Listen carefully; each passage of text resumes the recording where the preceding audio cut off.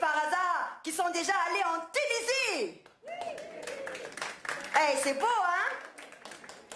Puis quoi, les autres, vous sortez jamais du Québec? En passant, la Casa Grecque, ça compte pas comme un voyage, hein? Alors, pour vous situer un peu, la Tunisie est complètement au nord-est de l'Afrique. Vous voyez? Elle est là, exactement. Bon, vous prenez la 40 Est. Vous savez quoi? Parce que je suis pas noire, des fois, il y a des gens qui me croient pas quand je dis que je viens d'Afrique. Eh bien, croyez-moi, on peut être blanche et venir d'Afrique, comme on peut être mince et venir des États-Unis.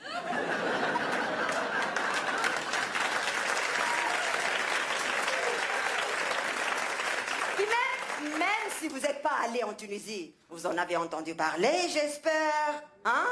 C'est le pays qui a déclenché le printemps arabe, qui a même inspiré un printemps érable pour les étudiants québécois.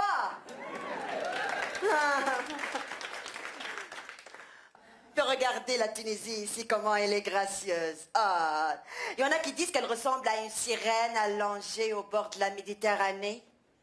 Vous charmez les marins? Non, vous trouvez pas? En tout cas, ça marche avec les touristes.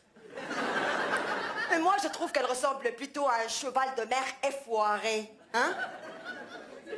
Bon, écoutez, c'est vrai que la situation actuelle en Tunisie est plus ou moins invitante pour les touristes. Mais je suis pas très inquiète, hein, ils vont revenir.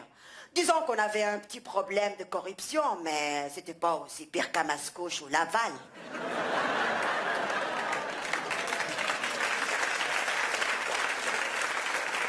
Et puis, d'après les islamistes modérés qui ont pris le pouvoir, vous pouvez toujours boire de l'alcool, hein, et vous baigner en bikini, les filles, même les seins nus.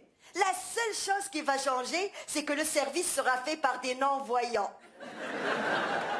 Eh, des islamistes modérés.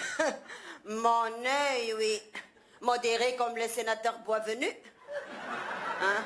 Et pour la première fois de l'histoire en Tunisie, qu'on vote à des élections libres et démocratiques, on a élu une gagne de connards barbus rétrogrades. Hein? Ça, c'est comme des conservateurs, mais avec des barbes. Les pauvres. Avec les tonnes de problèmes que Ben Ali Baba et ses 40 voleurs ont laissés, on n'aura pas fini avec les commissions d'enquête sur le crime organisé. Surtout qu'en Tunisie, le crime, c'était la seule chose d'organisé. D'ailleurs, je suis allée en vacances là-bas le mois passé. Ouais, j'étais presque la seule touriste. Et comme tout le monde maintenant profite de la liberté, certains barbus ont voulu imposer leur prière du vendredi dans la rue. Pourtant, il y a une mosquée presque à chaque coin de rue. Finalement, il a plu tous les vendredis. Même Dieu les importe, tu sais.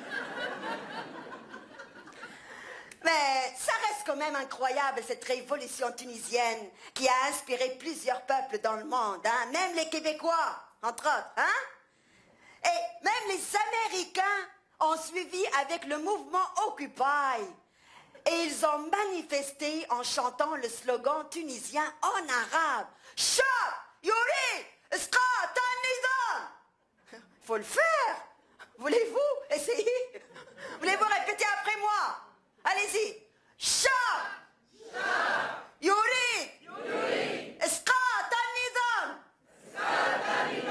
Hop là, pas facile, hein? En français? Oui. Ouais. Okay. Le peuple veut changer le gouvernement. Ah, c'est beau.